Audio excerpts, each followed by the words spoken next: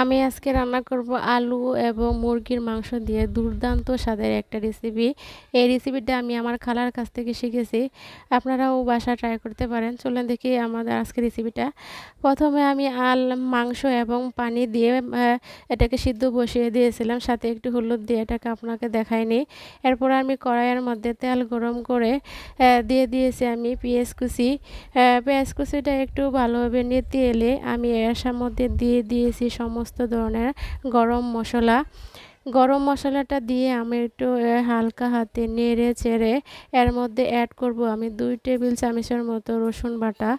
দিয়ে রসুন বাটাটা আসলে আমার মুরগির মাংসের মধ্যে একটু বেশি লাগে। দিয়ে দেবো এখানে আদা বাটা, দিয়ে দেবো এখানে জিরে বাটা। এরপর একটু কষিয়ে নেব ভালোভাবে। কষানো হয়ে গেলে এরপর দিয়ে দেবো মরিচের গুঁড়ো, দিয়ে দেবো আমি হলুদের গুঁড়ো, এরপর দিয়ে দেবো আমি ধনিয়ার গুঁড়ো, দিয়ে দেবো আমি লবণ। লবণটা দেওয়ার পর আমি এটাকে ভালোভাবে কষিয়ে নেব। কষানো হয়ে গেলে আমি এটাকে ভালোভাবে নেড়ে চেড়ে এর মধ্যে অ্যাড করব কিছু পেঁয়াজ কুচি। পেঁয়াজ কুচিটাকে দিয়ে আমি এখানে দিয়ে দেব পানি। পানিটাকে দিয়ে আমি রান্নাটা একটু কষিয়ে নেব। কষানো হয়ে গেছে, এরপরে আমি একটু নেড়ে চেড়ে এর মধ্যে দিয়ে দেব আমার সেই সিদ্ধ করা মাংসটাকে দিয়ে আমি হালকা হাতে নেড়ে চেড়ে এটাকে ভালোভাবে উল্টিয়ে পাল্টিয়ে দেব। দেওয়ার পর আমি এটাকে কিছুক্ষণের জন্য দমে রেখেছিলাম।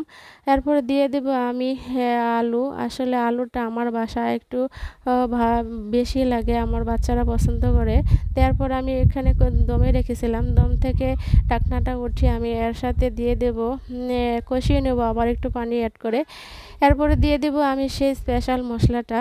এই স্পেশাল মশলাটার জন্য আমার তরকারিটা অনেক মজা লেগেছিলো। এজন্য আমি সেই স্পেশাল মশলাটা তরকারিটার মধ্যে দিয়ে দেব। এখানে পানি অ্যাড করে দেব।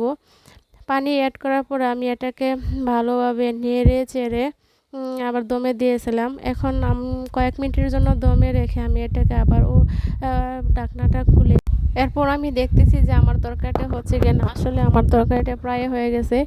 এভাবে যদি আপনারা রান্না করতে চান তাহলে বাসায় ট্রাই করে দেখতে পারেন। আসলে তরকারিটা অনেক মজা লাগে।